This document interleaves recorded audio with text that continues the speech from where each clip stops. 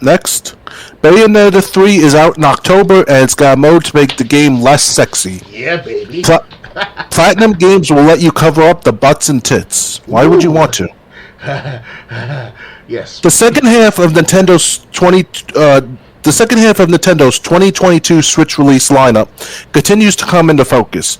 On Wednesday, the company announced in a new trailer that Bayonetta 3 will come out to the hybrid handheld on October 28th, letting Platinum Games gun-toting, which make her triumphant return right in time for Halloween. And that's not all. A new Naive Angel Modesty mode will also let players hide characters' naked bodies. With Kotaku, I stopped reading because it's all these pictures that I have to get past to get to the rest of the article. The latest trailer reveals that the stiletto-heeled Umbra Witch, which will be teaming up with a variable cover of other Bayonettas as they fight to stop a giant homunculi from destroying the world. Players will also get to take control of Viola, a mysterious witch in training who doesn't give off any Devil May Cry vibes whatsoever, and unleash a fury of sword combos on the Agents of Chaos. What the trailer doesn't include is any mention of Bayonetta 3's new Naive Angel mode.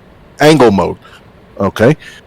Platinum Games tweeted about that separately in a short video showing how turning it off and on will either add or remove layers covering up Bayonetta and other characters' bare skin. According to the studio, it's the quintessential family room mode for when you don't know who's going to be walking by and don't want to answer any extra questions about why there are so many D-cup demons wreaking havoc on the streets of Tokyo. Well, that would sound like an interesting conversation. While the first Bayonetta originally launched in 2010 as a PS3 and an Xbox 360 game, it was later ported to Wii U, and the series officially became a Nintendo exclusive with the launch of Bayonetta 2 in 2014. Both games were later ported to Switch as well, and an official tease for Bayonetta 3 debuted at the 2017 Game Awards. Then nothing. 2 years went by, and despite continued reassurances from the team at Platinum Games that development was going just fine, it wasn't until 2021 the full gameplay trailer dropped. It has been 1,386 days without any news, and so fans of the style-oozing witch went wild with speculation about the latest twists and turns in Bayonetta's journey. So, what do you think about Bayonetta 3 allowing you to cover up body parts so you don't have to answer certain specific questions to family if they happen to walk in at an awkward moment? If I recall correctly, it should be coming out for the PS5 and Xbox Series S and X. No, they said this is specific. This ever since Bayonetta 2, it was Nintendo exclusive. I'm aware of it. Yeah, I mean, at one point, Bayonetta was available on the Xbox 360, the first Bayonetta, but Nintendo bought the property rights to it too, though, right? Well, that's what I checked. Yeah, Nintendo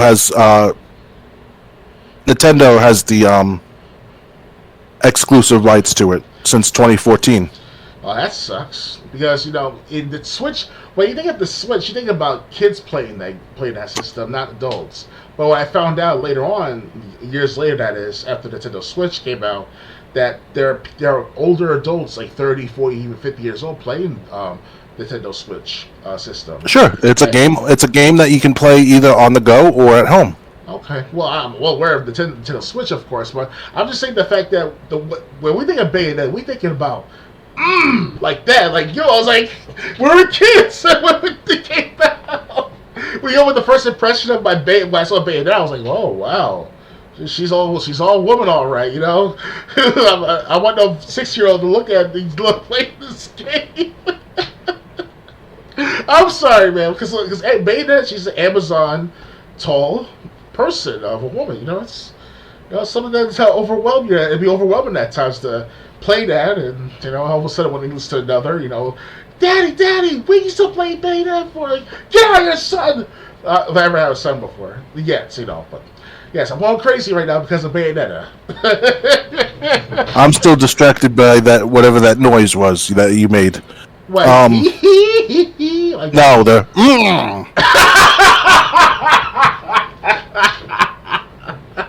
quite disturbing. Well, this isn't a PG, rated PG podcast, people. That's true. You know, come on, it's Bayonetta. I don't give a shit about SJWs, feminists. You cannot take me away from my Bayonetta. There's plenty of guys out there who wants to play the Bayonetta game in full instead of stuck at that one level where you rewind time. In my sample gameplay number 2, by the way, on BitChute, and YouTube is still there. God damn, it's like, I don't know. I mean, I think they over-exaggerate, censor and everything, but, you know, it's alright to play Bayonetta, on a serious note. Yeah, it's, I wish I had the Switch right now, but gotta wait a few more months, if not a couple more years, and I can play my Bayonetta. So, anyway, yeah, so, again, it sounds like a weird, extra because Dead Rising 4 had this kind of thing.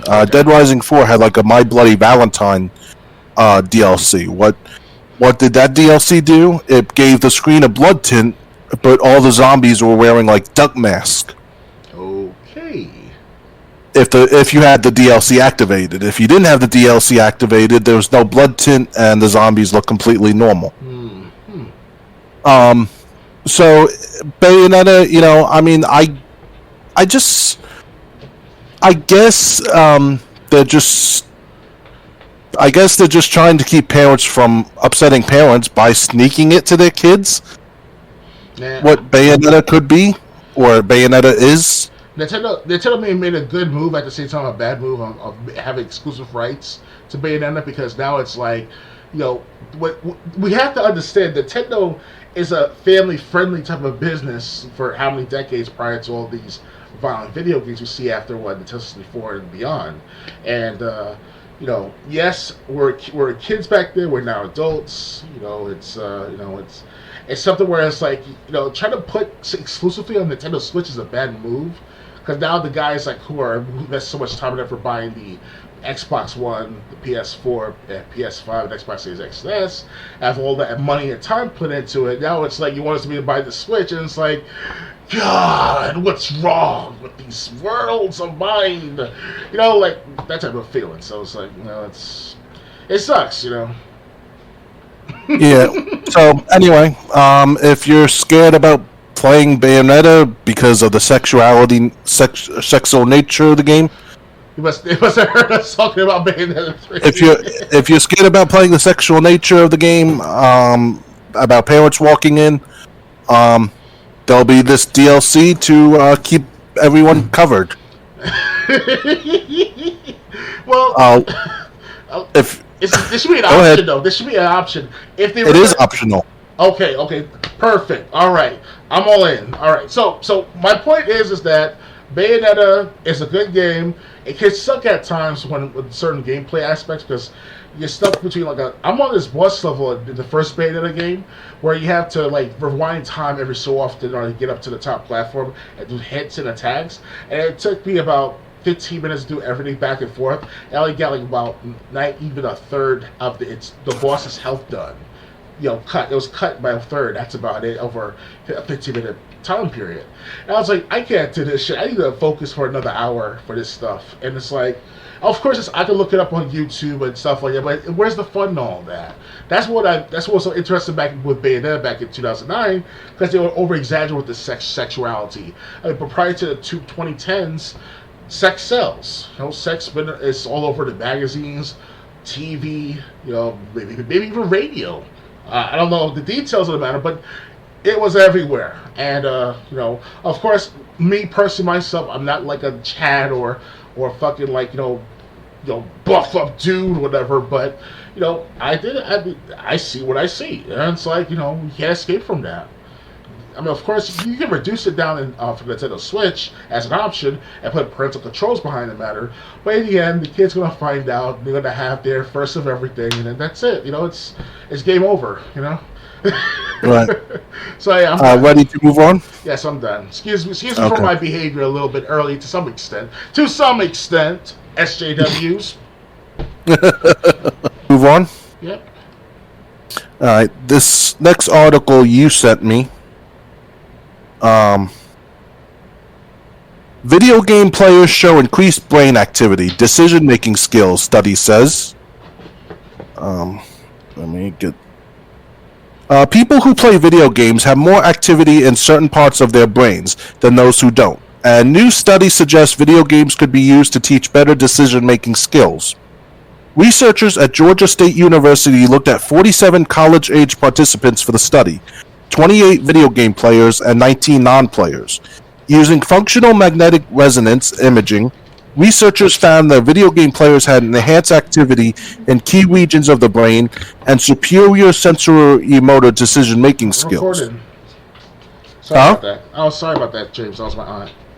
Go on. All right. Video games are played by the overwhelming majority of our youth more than 3 hours every week, but the beneficial effects on decision-making abilities and the brain are not exactly known, said lead researcher Mukesh Damala, associate professor in Georgia State's Department of Physics and Astronomy and the university's Neuroscience Institute. Our work provides some answers on that. Video game playing can effectively be used for training, for example, decision-making efficiency training and therapeutic interventions, once the relevant brain networks are identified, Damala continued. Participants were placed inside an fMRI machine with a mirror that allowed them to see a cue immediately followed by a display of moving dots. They were asked to press a button in their right or left hand to indicate the direction the dots were moving, or resist pressing either button if there was no directional movement. The study found the video game players were better than non-players in both speed and accuracy of responses. This lack of speed-accuracy trade-off would indicate that video game playing is a good candidate for cognitive training as it pertains to decision-making, the authors wrote.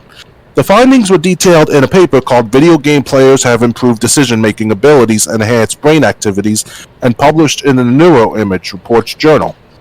These results indicate that video game playing potentially enhances several of the processes for sensation, perception, and mapping to action to improve decision-making skills.